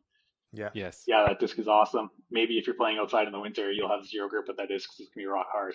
Whereas, I like the Jawbreaker plastic, but it beats in a lot faster. So there's downsides, but you have that grip. So what I say, like, that's the biggest thing. People say, what can I have? And I say, okay, here's whatever flavor of the day. Here's a Warden, and here's a Judge. Do you like a bead or do you not like a bead? Start there. Yeah. Do you like Ringer GT with a groove on top, or do you like it smooth? So that's the biggest thing for putters. I always say just pick what's comfortable. Yeah. Buy 2 of them, play with them for a while. If you don't like them, then switch to something else.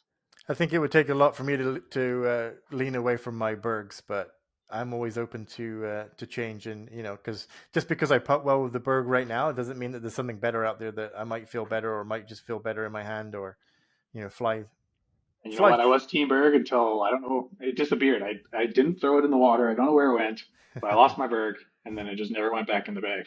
Whatever. So now I have 4 or 5 Ringer GTs in my bag. There you go. Well, I think I've got the solution to this for us, Darryl. Yeah, go ahead. So, Desert Island Discs, we meet up with Brendan, we hit Camrose, we play that course there. He brings a couple of those extra Ringer GTs. You throw your putt, every putt you throw it with the Berg and you throw it with the Ringer, and we'll see if you're converted after that. You got to go back and forth. Well, it depends who's player 2, right? Because we obviously know player 2 is going to sink the putt. But I'll mix it up. Yeah, I'll mix it up. Yeah. Yeah. So you think you're up for that, Darryl? Yeah, absolutely. I'm always up for trying new plastic. Yeah, good stuff. All right. Well, and then unless Brendan gets the bus going, because you got the bus on the discs, now you get the bus for real life and put BR on the front, and then you say, all right, everybody, we'll meet at the airport outlet mall, and everybody jump in the bus and we'll go from there. Yeah. It'll have to be independent independent of BR disc golf because I don't have insurance to cover that. Oh, there you go. That'd be a fun idea. I got lots of ideas. Awesome. Well, Brendan, we appreciate you coming on the show tonight and talking with us, and we could talk to you for more. So we know we're going to have you back on the show. But before we do let you go, is there anything else you wanted to say, or maybe something you wanted to promote or let our listeners know about? I think just support people in your local areas, support stores in your local areas. I know that everyone is working towards a different goal. Like I know with the team that we were able to have together, that I'm blessed and happy to have together. Just happy to have those guys, and they're all working towards their own goals. Everyone's working towards things. Just pitch in with your local volunteer days. Basically, as a group, we're going to do our best we can to make disc golf in Alberta awesome. I know that people say, "Oh, this company is not around anymore. This company is not around anymore. What's the future look like?" But I think if you look at Canada versus the States, Canada's still on the rise. I think the States is leveled out, but I think like the amount of courses that we're seeing in New now we're a few years behind, and because we had a big boost with COVID, but we're still growing. And I think I get calls every couple weeks from another town that's interested in putting in a course. So just reach out if you want a course in your area. Reach out to other people around you, and there's people that are willing to help you make it happen. The other thing I want to shout out is also forgot to mention that Terry and Gabe are both looking at doing some tutoring and stuff. So keep an eye out for that for people that are looking to. I know like when it comes to ball golf, I have the worst slice ever, and if I just paid the $50 for one lesson, I'd probably shave 10 strokes off my game. So sometimes it's worth it to have someone else take another look at what you're doing. But Yeah, I think you can translate that over to I've got the worst hyzer that I've ever had, and if I spend $50, maybe somebody could help me flatten that out. Yeah. You can throw a nose up for 5 years till you figure it out, or maybe you just throw for a year and ask someone and they just tell you to do something and it fixes it. Who knows? You bet. I hear you there. Just reach out to people in your areas, bring some extra plastic. I always have extra discs for if I see someone and they ask what it is, a kid or whatever, and they say, "Oh, what's disc golf?" And I say, "Well, play a couple holes and try it out." Um, as far as I'm concerned, like I'm willing to help people get into the sport because it's going to bring more money and more people into the sport and get more courses going. So I think we can all do our part to reaching out to our schools and trying to get them set up. And yeah, Sounds good. that's our goal anyway. Yeah, no, that's awesome. Perfect. Well, thank you for your time, Brendan. We worked through all our issues. We got there in the end. We had a great episode, and we thank you for your time. Absolutely. Thank you guys for having me on. No problem. I'll have to get out there this summer and play around or two with you guys. Yeah, and we'll get down there to the store and to the course. Hopefully it's a time when you're down there, but either way we'll do some posts about it and let everybody know our experience at both the store and at the course. Sounds good. And then we hope we're getting lots of inquiries about tournaments and stuff if we're going to be there this year. So if we're not going to be there in full force, at least we'll have a couple players that are willing to help you out with getting whatever you're looking for. So we're going to put all the socials in the description, and we'll link everything like that. So if you want to know where BR Disc Golf is going to be this summer, just follow them on Instagram and everywhere else. I'm sure you'll be updated on everything that's happening. I'll do my best. Yeah. Do you run the social media? You're that guy as well. That's another hat you put on. I do. Yeah. I run the social media and then I stop, and then my wife says, "You should probably do that again." And I start doing it again. So that's kind of how it goes, but try to stay regular with it anyway. Yeah. I think you'll see a lot of reposts of the team anyway. They got lots of awesome stuff going on. So perfect. Good to hear. All right, man. Thanks for joining. Yeah. Thanks for coming on, Brendan. Thanks for starting this up. You guys have been awesome support to the local stuff here around Edmonton and around Alberta. So it's been awesome to hear you guys give me something to listen to on my long drives to work. So I appreciate it. Yeah, you're welcome. We're glad you're enjoying it. So Darryl, another guest on the show. Yeah. Our first guest who was a disc golf store owner. Our first guest who's a disc golf course designer. Yeah. And the first probably disc golfer that is at the same rating as us too, I think, hey? Probably, yeah. That was interesting to hear that was where he's at as well, but another great interview. It's so refreshing. I mean, maybe it's refreshing to the listeners as well, but we want to hear about people that are building the sport. We want to hear from players and things like that, but just to hear another side of it, like a disc golf store owner, the designer, I'm going to guess, if I put it out there, the amount of disc golf course designers that we talk to is going to be pretty limited, right? We're going to have our players on. We're going to have our board members and things like that. We're going to have people in the community that way. But just to hear, different patterns in his brain about, how he goes about designing a course and things he's got to think about and all the process that goes through it, things like that. Yeah, that was super interesting. I found it interesting anyway.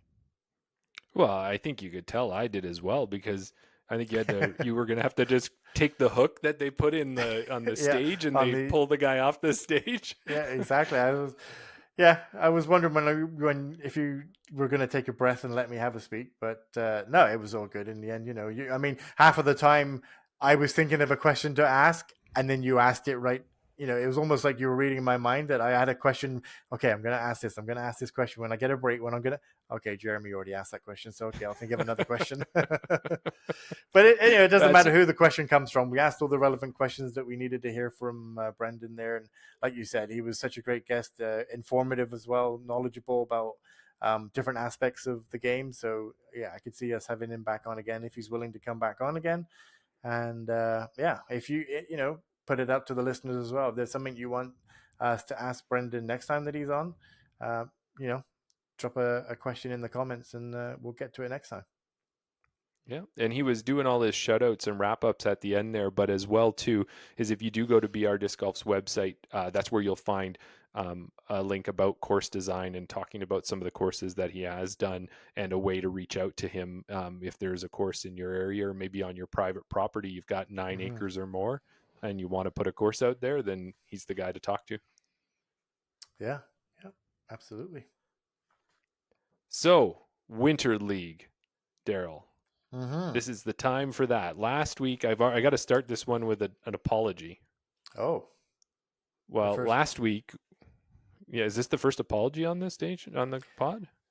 Well, I hope so. Well, I don't hope so, but I'm glad it's you and not me. So the apology is out to Dylan Froelich because when we gave the last Winter League update, I had said that Uncle Steve Newman took it again with a -3, and he was the one who led it, but it was actually Dylan who had the -3. Oh, how dare you? And then Steve, how dare I? So Steve still did well. Don't get me wrong. He was -2, but it was Dylan who took it last week. So congratulations to Dylan. We correct that. And then when we go this week, I can't screw it up because Dylan and Steve tied. There you go. I think their score was a -6 there at Hermitage this past week. And we had talked at the beginning of the episode that you and I saw each other that day. And that was a beautiful day. The tee pads were nice and clean. There was actually grass starting to show. I still needed some ribbons that day because if I didn't have them, I would have lost some under the snow. There was a fair amount of snow in the field, but since then it's warmed up and it's good.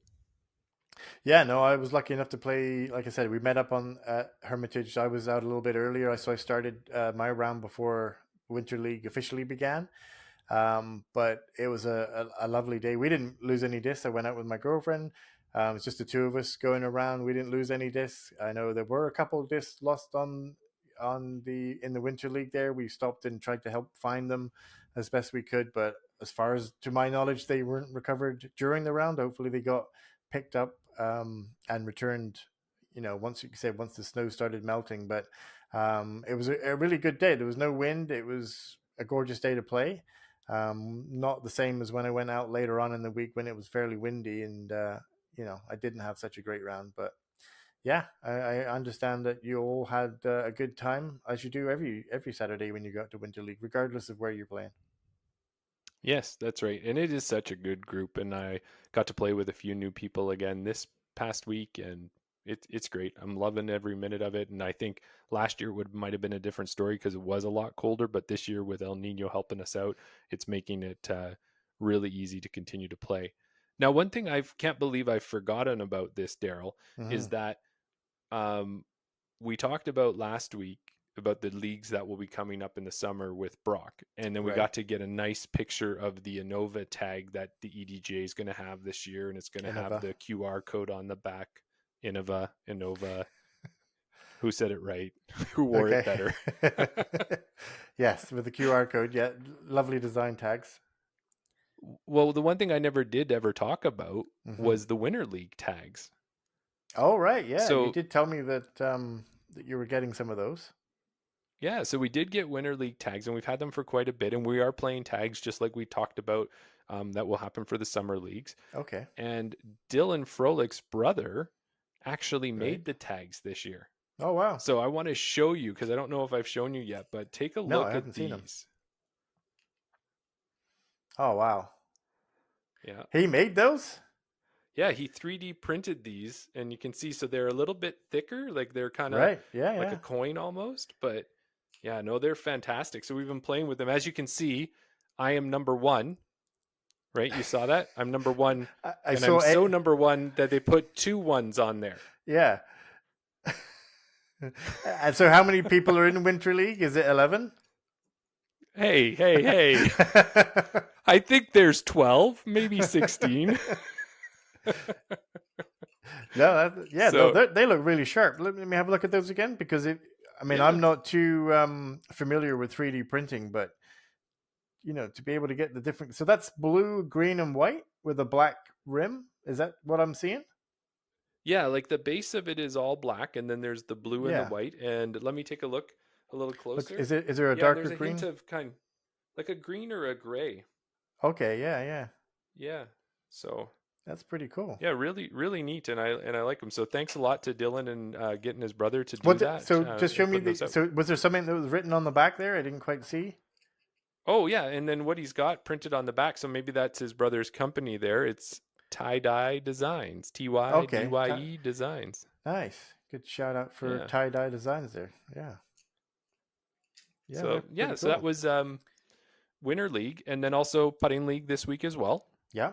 So that was just the other night, and I kind of mentioned it there, I think, in the interview. But Terry's game of the week this week was she had us throwing over a table. Okay. Right. So she had said that was a push putt practice because you really couldn't just slam it with a hard throw straight at the basket, otherwise you'd hit the Right. table. Yeah. But it kind of fell into my type of game because I normally throw a little bit of I don't know if it's a spush putt or what it is, but it's usually got a little bit of loft to it. So I did fairly well at it. I don't think I was the winner, but Okay. Yeah. Yeah. No. Yeah. I think with my Berg, the fact that it has no flight or no glide, I'm more of a spin putter. I always think back to the time where we played at um, your local course, which is Langholm, Langholm? where suddenly out of nowhere my disc came 60 miles an hour from the side and went straight in the basket. You were kind of impressed at how fast I pushed it or spun it. It was kind of a flat shot, right? But Yes. um, yeah, no, I've tried practicing the push putts. I'm not so great on them. That's more of your game, like you said. So yeah, I can imagine how that felt more natural to you. Yeah, and it's good again. So we do 75 practice putts plus anything you do beforehand, plus the 25 that Terry has us do to get our draw entries into the draw prizes. Yeah, So you're getting 100 plus putts every Wednesday night. And yeah. I've got a basket in my garage, and you like to give me a hard time because you're like, well, how many times did you get out this week to your garage, Jeremy, to practice? Yeah, And inevitably it's zero or once at best. So, and yeah. I don't know that I would have had 100 putts in. So it's really cool about doing that for putting league. Yeah, no, exactly. I mean, I have a basket in my basement as well, and I've been trying to get down there a little bit more. You're kind of making me feel a little bit jealous the fact that you're keeping your game going all season long. You're going to the clinics, you're going to the winter league, you're going to the putting league. So yeah, I've been going down there, but I don't think any time that I've been down there, I don't think I'm doing near 100 putts. Before I realize that okay, I'm tired or I've had enough sort of thing. And but yeah, getting 100 putts in at least once a week, plus experience on the course, plus indoor throwing as well. You're going to be a beast when it comes back into the league or the spring here, Jeremy.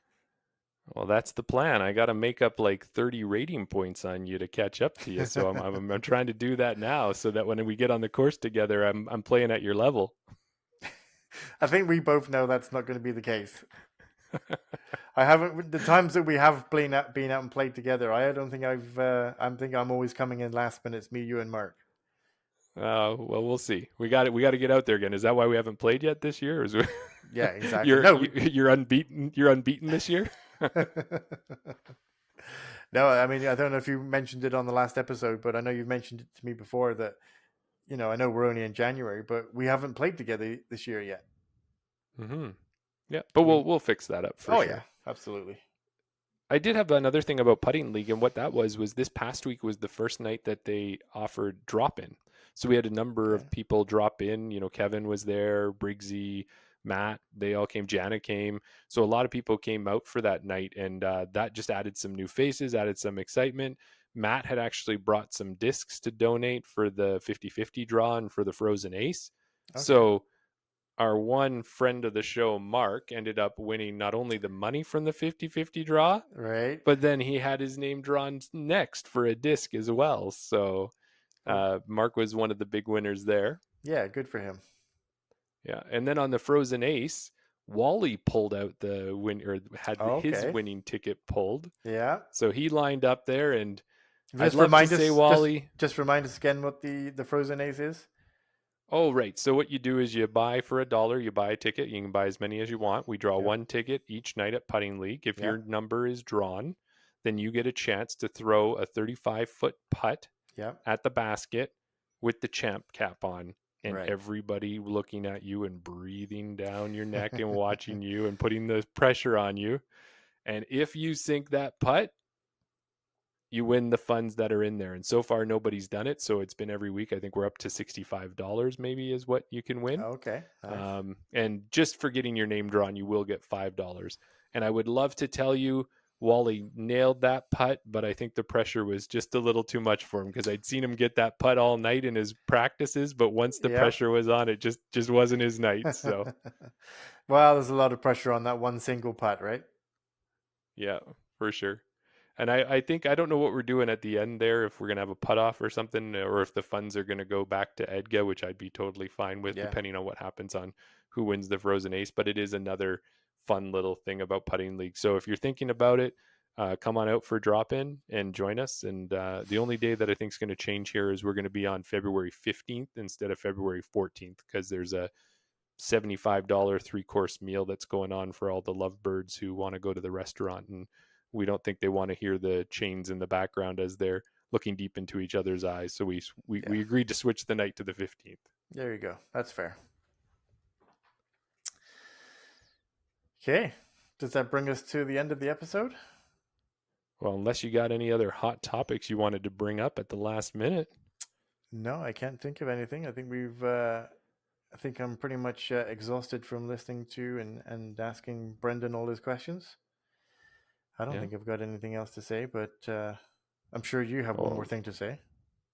Yeah, well, I know what I'm going to say is you've already agreed to it. We're going to head out to Camrose. Right. We're going to have a Desert Island Discs round with Brendan. Yeah. You're going to throw that berg. And I think I know exactly what that berg's going to do when you throw it. And that's why you're going to have to change to a Ringer GT. That berg is just going to do one thing. It's going to chain out. Get rid of that berg, man. I'm getting hated on for the south side. I'm getting hated on for the berg. I'm getting hated on for the hills.